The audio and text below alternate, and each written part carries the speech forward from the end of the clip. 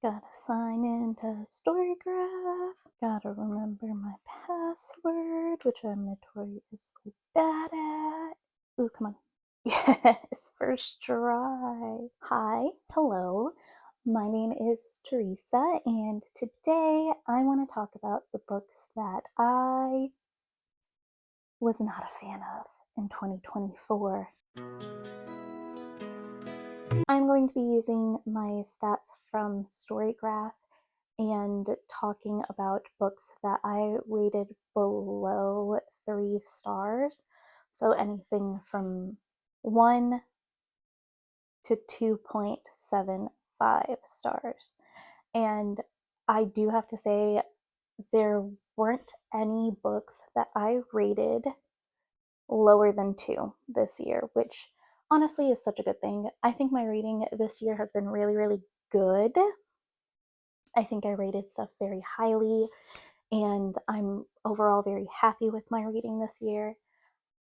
I am waiting to do my best books of 2024 until the actual very end of the year because I still can probably read one more book, and I really don't want to do that until the end, and I don't think it's going to be below 3 stars. Oh my gosh, if it turns no, there's no way.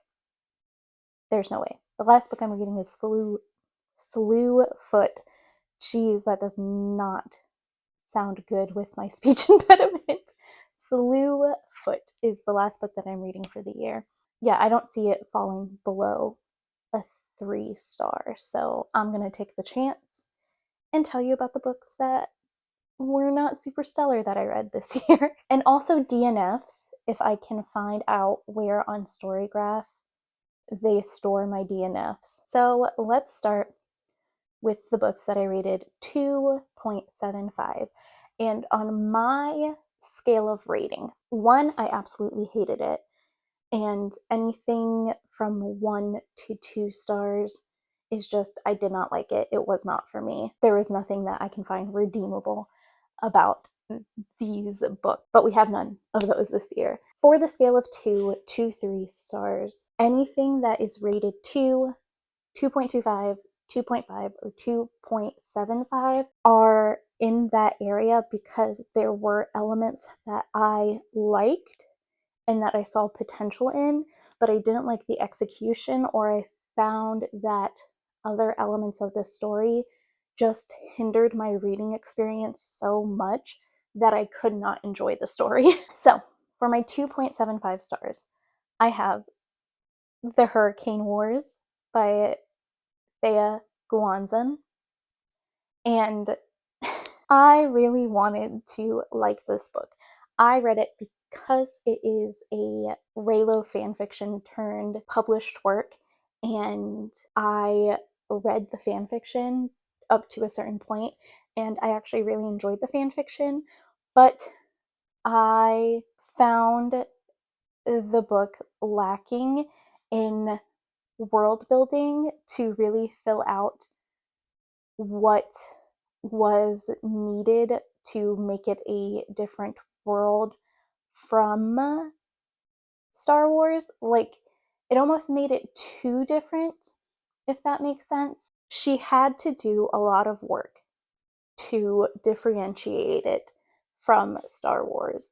And the elements that she chose were ultimately actually interesting, but I didn't feel like they were explored enough to make it feel like the world was believable. And there were also things that I just did not enjoy personally, such as the smut scene being so far back in the story, and also the ending left a lot to be desired from it.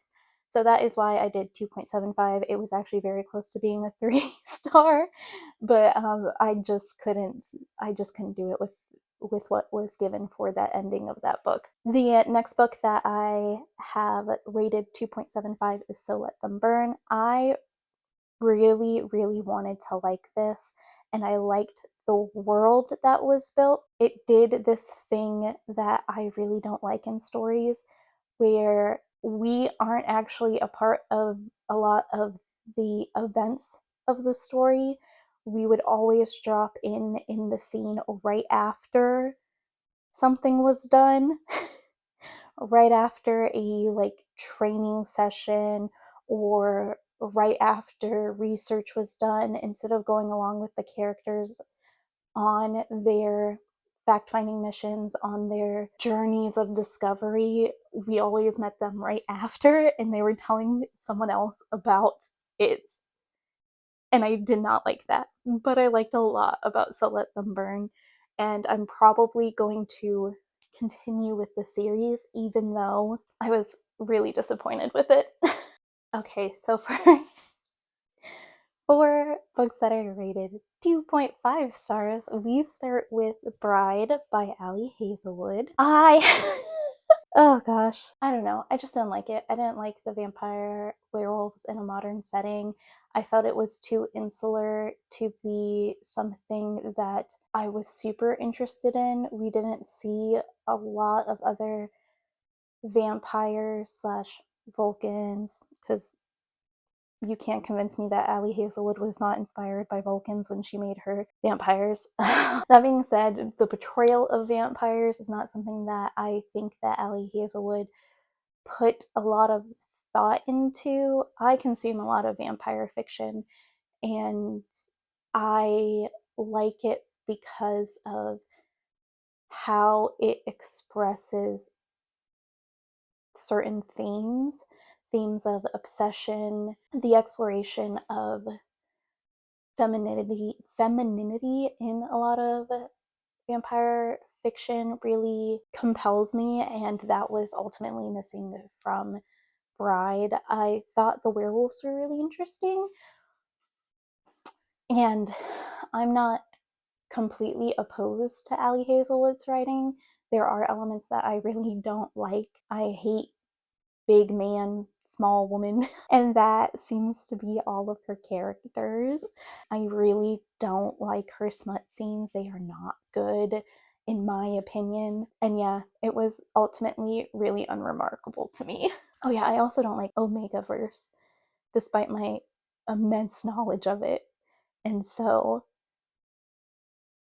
that also contributed to the rating. My next one is actually a reread. I have a whole video on it. Heir Apparent by Vivian van Velde, which is a middle grade science fiction novel about virtual reality and AI. And there were elements that I really liked that I thought reflected current day issues really well, but they were only very surface level, and they were counteracted by really racist stereotypes and casual fat phobia that it really affected my reading experience of this book. It was just, I could not get past it. And then the third one, which maybe deserves 2.75 because I did like the premise of it and I like the world building, is Mistress of Lies by K.M. Enright. And I do want to make sure I get KM's pronouns right, because I believe it's he, him. Yes. So, Mistress of Lies by K.M. Enright, I really liked that he explored vampires in a very unique way. I really liked his vampires, and I really liked the world built. And in theory, I liked the loose plot of the novel, but it was too, and this is something that I usually don't say, it was too much in the characters' heads, and it was very repetitive. We followed two characters, and I felt in chapter after chapter after chapter, that we were revisiting the same feelings over and over again without much actual character progression. I also felt that the feelings developed by the characters were a bit too sudden, so that also hindered my reading experience. But it was really honestly the fact that I felt it was very repetitive in telling you exactly how the characters were feeling in the moment. And it went into depth, a lot of depth in it, and it just was not, it made something that was enjoyable really hard to get through. I will continue reading this. I will continue reading the series though, because I saw a lot of potential and I really wanted to like it. Now we go into my 2-star ratings. I am so upset about these because they are really popular books and I really wanted to like both of these. First, we have Beach Read by Emily Henry. I read this while I was on vacation in New Jersey on the beach. And for one, this is actually not a serious criticism. There were no beaches. It's like a lake and they don't even go to it. I felt that the story was hindered by the miscommunication trope. I felt that it was just boring. There were some emotional moments, but not anything so profound as to really stick with me in the book. And I also cannot remember much else about the book, unfortunately. So that is why it's given a 2 stars. I don't remember it. And it just was boring to me. It was a quick read, and I did actually like the second book that I read by Emily Henry. So there is that. I'm not completely turned off by her as an author, but I just did not like this book. The next one is One Dark Window by Rachel Gillig, and I so wanted to like this. It was recommended to me by a friend, and they said it was their favorite book that they read in 2023. And I hated it. I liked the concept of the magic system, but I don't feel like it was explained very well. I found myself confused about a lot of things with it, and this was like the second book I read this year. So that was a huge bummer. The world I felt was not fleshed out at all. It was so confusing. The romance was I just didn't feel anything for it. I liked the concept of this thing being in her head and her talking to it, but I felt it was obvious as to who that person was slash is. And I personally, even though it was trying to go for a fairy tale-esque writing style, I felt it failed, and I felt that I've read much better books that capture that fairy tale-esque quality to it than this. And yeah, it was overall just very, very disappointing. The most disappointing book that I have read this year. I'm glad I got it out of the way early. Now let me see if I can find my DNF. I will be doing a review of my stats as well. I like doing that. I'm also going to be doing a tentative TBR for 2025. So, average progress through a book before DNFing, 44%. So I get pretty far in books before I DNF them. I DNF'd 5 books this year.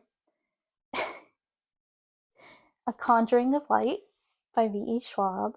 I was going crazy reading this book because from switching from point of view to point of view and then jumping back in time with each point of view switch to go over something that we have already seen in the plot was infuriating, and there's not a lot of time spent with the characters that I really like. So I had to cut it off. I was like, I need to give this up. I needed to. The second book that I DNF'd was Into the Drowning Deep, which I was reading for a book club. And it's honestly for a similar reason. It did the same thing. It would switch point of views and we would jump back in time and view and like go over the same amount of events that we've already gone over, and it's just so annoying. It hinders plot progression so much and it drives me insane. And it's with such long books as well. Like, stop it, please. I did like a lot of the concepts in this, and I might return to this one at a later date, but I just had to go read something else. Symphony for a Deadly Throne, which is a part of a indie romantasy series that I have read. It's number 3, it's the last one. And with this one, it was honestly kind of boring and kind of long. So I had to give up on it. I will probably return to it at a later date, but it didn't have the magic of the first one, which I was hoping it did because I was disappointed with the second one as well, but it didn't have it. So it's just kind of a disappointing end to a series. Throne of Glass. I've I don't need to read Sarah J. Maas. And there's nothing that I can get from it besides being knowledgeable about why I dislike her. And just from the amount that I've read of Throne of Glass, I know I'm not going to like it, and I didn't like it. So yeah, that's that. And then Frozen Hearts and Death Magic by De Lateo. And for this one, I actually feel bad about not finishing this one, and I will likely try it at a later date. So De Lateo is a Brazilian author who lives in Canada, and I liked the premise of this, but the writing just didn't gel with me, and I wasn't super interested in continuing it, unfortunately. So yeah, that is my DNFs for the year. To be honest, not a bad year for reading. I've liked most of what I read, and the bad stuff that I read wasn't entirely bad. I saw potential in literally all of them.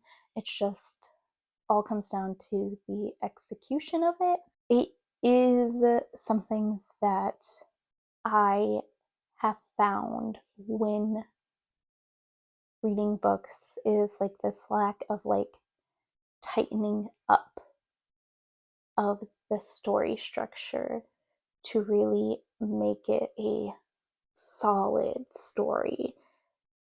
A lot of reluctance of cutting out fluff and repetition of things that aren't, I feel, needed. That's just for me though, and that's coming at it from somebody who has a degree in creative writing, which doesn't mean I know a whole lot, but it does mean that I have preferred techniques, and it does mean that I know what I really like, and I know what works for me, and I know what doesn't. And this year, I feel like with DNFing, which I never used to do, I feel like I am recognizing that quicker, and I'm being able to pick things that I like better. So yeah, tell me below what your worst reads of the year were. Let me know if you think I'm completely wrong in my assessment of these books. Do so in a respectful way, please. And I will talk to you guys in the next video. Bye.